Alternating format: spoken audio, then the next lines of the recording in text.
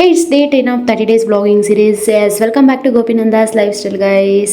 Hello guys, good morning. ಎಲ್ಲರೂ ಮನೇಲಿ ಬೆಚ್ಚಿಗೆ ಮಲಗಿರ್ತೀರಲ್ವ ಈ ಟೈಮಲ್ಲಿ. ಬಟ್ ಆದರೆ ನನ್ನ ಹಸ್ಬೆಂಡ್ ನನ್ನನ್ನು ವಾಕಿಂಗ್ ಹೇಳ್ಕೊಂಡು ಬಂದರು. ಆ್ಯಕ್ಚುಲಿ ನಾನೇ ಹೇಳಿದ್ದೀನಿ ಅವ್ರಿಗೆ, ನಾನು ಬರಲ್ಲ ಅಂದರೂ ಕೂಡ ನೀನು ಬಿಡಬೇಡ, ಕರ್ಕೊಂಡು ಹೋಗು ಅಂತ ಹೇಳಿಬಿಟ್ಟು. ಸೊ ಅದಕ್ಕೋಸ್ಕರ ನಾವು ಬೆಳಗ್ಗೆ ಬಂದಾಗ ಈ ಥರ ಕತ್ಲೆ ಇರುತ್ತೆ. ನಾವು 2 ರೌಂಡ್ ಮುಗಿಸಿ ಬಂದು ಕುತ್ಕೊಳ್ಳೋ ಅಷ್ಟರಲ್ಲಿ ಈ ರೀತಿ ಫುಲ್ಲು ಬೆಳಕಾಗ್ಬಿಟ್ಟಿರುತ್ತೆ. ಆಮೇಲೆ ಈ ಒಂದು ಮರ ನೋಡ್ತಾ ಇದ್ರೆ ಇವತ್ತಾನೇ ಒಂದು ವಿಡಿಯೋ ನೋಡಿದೆ. ಸೊ ಅದರಲ್ಲಿ ಒಂದು ಪುಟ್ಟ ಕತೆ ಹೇಳಿದರು. ಅದು ತುಂಬಾ ನನಗೂ ಹಾರ್ಟ್ ಟಚ್ ಆಯಿತು. ಸೊ ನಿಮಗೂ ಕೂಡ ನಾನು ಅದು ಇಷ್ಟ ಆಗುತ್ತೆ ಅಂತ ಹೇಳ್ಬಿಟ್ಟು ಈ ಒಂದು ಸ್ಟೋರಿ ಹೇಳ್ತಾ ಇದ್ದೀನಿ. ಸೊ ವ್ಲಾಗ್ ಕಂಟಿನ್ಯೂ ಆಗ್ತಾ ಇರುತ್ತೆ, ಜೊತೆಗೆ ಈ ಒಂದು ಸ್ಟೋರಿನ ಕೂಡ ಹೇಳ್ತೀನಿ, ನೀವು ಅದನ್ನು ಕೇಳಿಸ್ಕೊಳ್ಳಿ ಗೈಸ್. ಸೊ ಪುಟ್ಟದಾಗಿದೆ ಸ್ಟೋರಿ, ದೊಡ್ಡದಾಗೇನಿಲ್ಲ. ಮರದ ಮೇಲೆ ಒಂದು ರೆಂಬೆಯಲ್ಲೇ ಇರುತ್ತೆ. ಸೊ ಆ ಒಂದು ಗಾಳಿ ಜೋರಾಗಿ ಬೀಸ್ತಾ ಇರುತ್ತೆ. ಆವಾಗ ಆ ರೆಂಬೆ ದೇವ್ರ ಹತ್ರ ಕೇಳ್ಕೊಳ್ಳುತ್ತೆ, ದೇವ್ರೆ ನಾನು ಇಲ್ಲೇ ಇರಬೇಕು, ನಾನು ಎಲ್ಲೂ ಹೋಗಬಾರ್ದು, ಈ ರೆಂಬೆಲ್ಲೇ ನಾನು ಆರಾಮಾಗಿರಬೇಕು ಅಂತ. ಅಷ್ಟೊತ್ತಿಗೆ ಜೋರಾಗಿ ಬೀಸಿರೋಂಥ ಗಾಳಿಯಿಂದ ಆ ಎಲೆ ಅನ್ನೋದು ಮೇಲೆ ಕಾರಾಡ್ತಾ ಹೋಗುತ್ತೆ. ಮೇಲೆ ಕಾರಾಡ್ತಾ ಇರಬೇಕಾದ್ರೆ ಎಲೆ ದೇವ್ರ ಹತ್ರ ಕೇಳ್ಕೊಳ್ಳುತ್ತೆ, ದೇವ್ರೆ ನಾನು ಹಿಂಗೆ ಹಾರಾಡ್ಕೊಂಡಿರಬೇಕು, ನಾನು ಕೆಳಗಡೆ ಬೀಳ್ದಿದ್ದಂಗೆ ನೋಡ್ಕೊ ಅಂತ.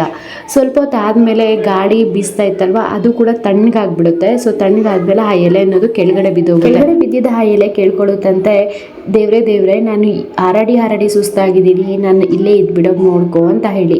ಅದೇ ಟೈಮ್ಗೆ ಒಂದು ಪುಟ್ಟ ಹುಡುಗಿ ಅವ್ರ ಶಿಕ್ಷಕಿಗೆ ಒಂದು ಗಿಫ್ಟ್ ಕೊಡಬೇಕು ಅಂತ ಹೇಳಿಬಿಟ್ಟು ಹುಡುಕ್ಲಾಡ್ತಾ ಇರುತ್ತಂತೆ, ಯೋಚನೆ ಮಾಡ್ತಾ ಇರುತ್ತಂತೆ. ಆ ಟೈಮಲ್ಲಿ ಆ ಮಗುಗೆ ಕಾಣಿಸಿದ್ದು ಆ ಕೆಳಗಡೆ ಬಿದ್ದಿರೋಂಥ ಎಲೆ. ಆವಾಗ ಆ ಮಗು ಆ ಎಲೆನ ತಗೊಂಡು ಹೋಗ್ಬಿಟ್ಟು ಅದ್ರ ಮೇಲೆ ಜೈ ಶ್ರೀರಾಮ್ ಅಂತ ಬರೆಯುತ್ತಂತೆ. ಅದು ಬರೆದ್ಬಿಟ್ಟು ಆ ಒಂದು ಎಲೆನ ತಗೊಂಡೋಗ್ಬಿಟ್ಟು ಅವ್ರ ಟೀಚರ್ಗೆ ಕೊಡುತ್ತಂತೆ. ಸೊ ಅವಾಗ ಅವ್ರ ಟೀಚರ್ ಅದನ್ನು ಥ್ಯಾಂಕ್ಸ್ ಅಂತ ಹೇಳಿಬಿಟ್ಟು ಫ್ರೇಮ್ ಮಾಡಿ ದೇವ್ರ ಮನೇಲಿ ಎತ್ಕೊಂಡೋಗಿ ಇಡ್ತಾರಂತೆ, ಶ್ರೀರಾಮನ ಪಾದದ ಹತ್ರ. ಆ ಎಲೆ ಏನಾದರೂ ದೇವ್ರ ಹತ್ರ ಕೇಳ್ಕೊಂಡಂಗೆ ಅಲ್ಲೇ ಇದ್ದಿದ್ರೆ ಅದು ಯಾರ ಕಾಲು ಕೆಳಗಡಾದರೂ ತುಳಿದು ಅಥವಾ ಒಣಗಿ ಅಲ್ಲೇ ಹೋಗ್ತಾ ಇತ್ತು. ಬಟ್ ಆದರೆ ಇವಾಗ ಅದು ಸಾಕ್ಷಾತ್ ಆ ಶ್ರೀರಾಮ ಪಾದನೇ ಸೇರಿದೆ. ಸೊ ಅಂದರೆ ಯಾವತ್ತು ನಾವು ನಿಂತು ನೀರು ಹಾಕಬಾರ್ದು, ನಾವು ಹರಿಯೋ ನೀರು ಆಗಬೇಕು. ಸೊ ನಾವು ಏನಾದರೂ ಒಂದು ಅಂದ್ಕೊಂಡಾಗ ಅದು ಆಗಲಿಲ್ಲ ಅಂದರೆ ಅಲ್ಲೇ ನಿಂತ್ಕೋಬಾರ್ದು, ನಾವು ಅದನ್ನು ಮೆಟ್ಟಿ ನಿಂತು ಮುಂದಕ್ಕೆ ಹೋಗಬೇಕು. ದೇವ್ರ ಹತ್ರ ನಾವು ಯಾವಾಗಲೂ ಬೇಕಾಗಿರೋದು ಒಂದೇ ಗೈಸ್, ನಮಗೆ ಜೀವ ಇರೋ ಥರ ನೋಡ್ಕೋ ಸಾಕು. ಏನೇ ಕಷ್ಟ ಬಂದರೂ ಅದನ್ನು ನಾನು ಎದುರಿಸ್ಕೊಳ್ತೀನಿ ಅಂತ ಕೇಳ್ಕೋಬೇಕೇ ಹೊರತು ನನಗೆ ಅದು ಕೊಡು ಇದು ಕೊಡು ಅಂತ ಕೇಳ್ಕೊಳ್ಳೋದನ್ನು ಕಡಿಮೆ ಮಾಡಬೇಕು. ನಮ್ಮ ಜೀವ ಒಂದಿದ್ರೆ ಸಾಕು, ನಾವು ಏನಾದರೂ ಒಂದು ಮಾಡ್ಬೋದಲ್ವಾ. ಸೊ ಅದಕ್ಕೋಸ್ಕರ ಇದು ನನಗೆ ಅರ್ಥ ಆಗಿರೋದು. ನಿಮ್ಗೆ ಯಾವ ಥರ ಅರ್ಥ ಆಯಿತು ಅಂತ ಹೇಳಿಬಿಟ್ಟು ನನಗೆ ಕಮೆಂಟ್ ಮೂಲಕ ತಿಳಿಸಿ ಗೈಸ್. ಸೊ ಅದಾದಮೇಲೆ ನಮ್ಮ ಪಾಪುಗೆ ಇವತ್ತು ಸ್ನ್ಯಾಕ್ಸ್ ಬಾಕ್ಸ್ಗೆ ಪನ್ನೀರ್ ಫ್ರೈ, ಆಮೇಲೆ ಕಾರ್ನು ಮತ್ತು ಸೌತೆಕಾಯಿ ಮತ್ತು ಒಂದು ಲಡ್ಡು ಹಾಕಿದ್ದೆ. ನಾನು ಹೇಳ್ದಂಗೆ ಅವನ ಒಂದು ಸ್ನ್ಯಾಕ್ಸ್ ಬಾಕ್ಸಲ್ಲಿ ನಾನು ಪ್ರೋಟೀನು ಫೈಬರು ಎಲ್ಲ ಇರೋ ಥರ ನೋಡ್ಕೊಳ್ತೀನಿ, ಕಾರ್ಬ್ಸ್ ಎಲ್ಲನೂ. ಯಾಕೆ ಅಂದರೆ ಅವನು 1 ಟೈಮ್ ಪ್ರಾಪರಾಗಿ ತಿಂತಾನೆ, ಅದು ಸ್ನ್ಯಾಕ್ಸ್ ಟೈಮಲ್ಲೇ. ಸೊ ಅದಕ್ಕೋಸ್ಕರ ಅಂತ ಹೇಳಿಬಿಟ್ಟು ಮಾರ್ನಿಂಗ್ ಅವನು ಒಂದು ಇಡ್ಲಿ ಅಥವಾ ಹಾಫ್ ಇಡ್ಲಿ ಒಂದೊಂದು ಸಲ ತಿನ್ನೋದೇ ಇಲ್ಲ, ಆ ಥರ ಎಲ್ಲ ಮಾಡಿಬಿಡ್ತಾನೆ. ಸೊ ಅದಕ್ಕೋಸ್ಕರ ಸ್ನ್ಯಾಕ್ಸ್ ಬಾಕ್ಸಲ್ಲಿ ಈ ಥರ ಮಾಡ್ತೀನಿ. ಪನ್ನೀರ್ ಬದಲು ಕೆಲವೊಂದು ಸಲ ಎಗ್ ಆಮ್ಲೆಟ್ ಥರ ಮಾಡಿ ಕೂಡ ಕೊಟ್ಟು ಕಳಿಸ್ತೀನಿ. ಆಮೇಲೆ ಡಿಮಾರ್ಟ್ನಿಂದ ತುಪ್ಪ ತೊಗೊಂಡು ಬಂದಿದ್ದೆ. ಸೊ ಅದನ್ನು ಕೂಡ ಸ್ಟೋರ್ ಮಾಡ್ಕೊಳ್ಳೋಣ ಅಂತ ಹೇಳ್ಬಿಟ್ಟು ಕರಗಿಸ್ಬಿಟ್ಟು ಸ್ಟೋರ್ ಮಾಡಿಕೊಂಡೆ. ಇವಾಗ ದೀಪದ ಎಣ್ಣೆನ ನಾನು ಅಮೆಝಾನಿಂದ ಆರ್ಡ್ರ್ ಮಾಡ್ಕೊಳ್ತೀನಿ. 140 ರುಪೀಸ್ಗೆ 2 ಡಬ್ಬಿ ಬರುತ್ತೆ. ನಾನು ಗುರುವಾರ ರಾಯರ ಹತ್ರ ತುಪ್ಪದ ದೀಪ ಹಚ್ಚೋದ್ರಿಂದ ಈ ಒಂದು ದೀಪದ ಗೀಪ್ ಅನ್ನೋದು ನನಗೆ ತುಂಬಾ ಹೆಲ್ಪ್ ಆಗ್ತದೆ. ಸೊ ಅದಕ್ಕೆ ನಾನು ನಿಮ್ಮ ಹತ್ರ ಕೂಡ ಶೇರ್ ಮಾಡ್ಕೊಳ್ತಾ ಇದ್ದೀನಿ. ಜಸ್ಟ್ 140 ರುಪೀಸ್ಗೆ ನಿಮ್ಗೆ ಆಲ್ಮೋಸ್ಟ್ 1.5 ತಿಂಗಳ ಮೇಲೇ ಬರುತ್ತೆ ಈ ತುಪ್ಪದ ದೀಪ, ದೀಪದ ಗೀ. ಸೊ ನಿಮ್ಗೆ ಯಾರಿಗಾದರೂ ಬೇಕು ಅಂದರೆ ಈ ತುಪ್ಪದ ಲಿಂಕು ಪ್ಲೀಸ್ ನನಗೆ ಕಮೆಂಟ್ ಮಾಡಿ, ನಾನು ನಿಮಗೆ ಲಿಂಕ್ನ ಶೇರ್ ಮಾಡ್ತೀನಿ.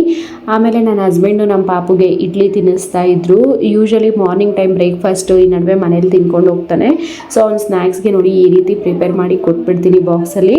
ಅವನು ಅದರಲ್ಲಿ ಎಲ್ಲ ಖಾಲಿ ಮಾಡ್ಕೊಬರ್ತಾನೆ ಅಂತ ನಾನು ಹೇಳೋಕ್ಕಾಗಲ್ಲ. ಕೆಲವೊಂದು ಸಲ ಅವ್ನಿಗೆ ಇಷ್ಟ ಆಗಿ ತಿಂತಾನೆ, ಕೆಲವೊಂದು ಸಲ ಇಷ್ಟ ಆಗಿ ತಿನ್ನಲ್ಲ.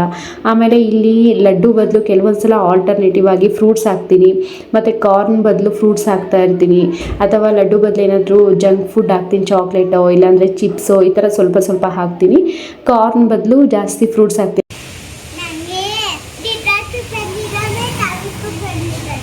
ಓಹೋ, ನಿಮ್ಗೆ ಇಬ್ರು ಫ್ರೆಂಡ್ ಇದ್ದಾರಾ?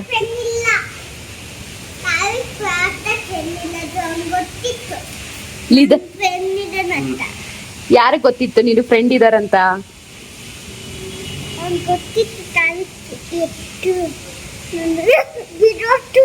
ಏನ್ ಗೊತ್ತು ಚಾರ್ವಿಕಿಗೆ? ಮುಂದಕ್ಕೆ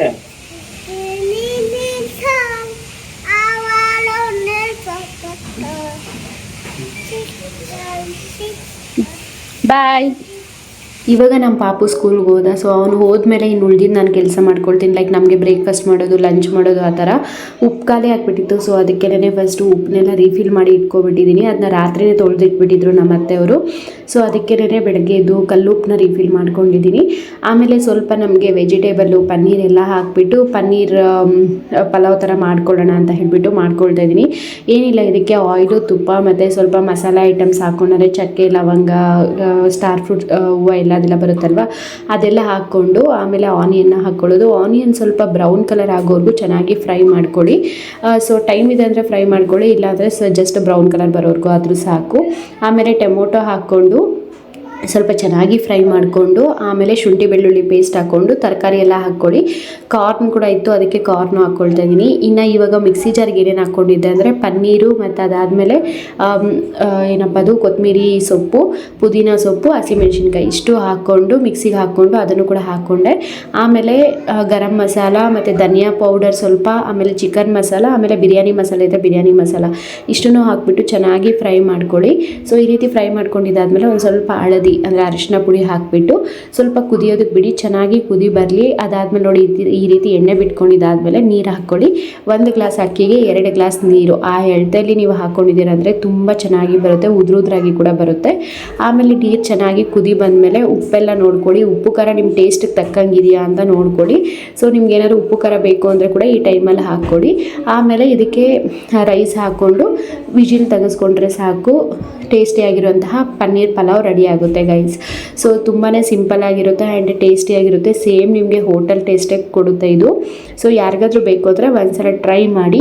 ಒಂದ್ಸಲ ಟ್ರೈ ಮಾಡಿಬಿಟ್ಟು ನೀವು ಯಾರು ಟ್ರೈ ಮಾಡಿದರೆ ನನಗೆ ಕಮೆಂಟ್ ಮಾಡಿ ಗೈಸ್. ಇದಕ್ಕೆ ನೀವು ಚಟ್ನಿ ಕೂಡ ಹಾಕ್ಕೋಬೋದು ಅಥವಾ ಮೊಸರು ಕೂಡ ಹಾಕ್ಕೋಬೋದು, ತುಂಬಾ ಚೆನ್ನಾಗಿರುತ್ತೆ. ಇವತ್ತಿನ ಈ ಒಂದು ವ್ಲಾಗ್ ಇಷ್ಟೇ ಗೈಸ್. ಸೊ ನಿಮ್ಮೆಲ್ಲರಿಗೂ ಇಷ್ಟ ಆಗಿದೆ ಅಂದ್ಕೊಂಡಿದ್ದೀನಿ. ಇಷ್ಟ ಆಗಿದ್ರೆ ಒಂದು ಲೈಕ್ ಮಾಡಿ, ಶೇರ್ ಮಾಡಿ, ಸಬ್ಸ್ಕ್ರೈಬ್ ಮಾಡ್ಕೊಳ್ಳಿ. ಹಾಗೆ ಇನ್ನೂ ಮುಂದಿನ ವೀಡಿಯೋಗಳಿಗೂ ಸಪೋರ್ಟ್ ಮಾಡಿ ಗೈಸ್.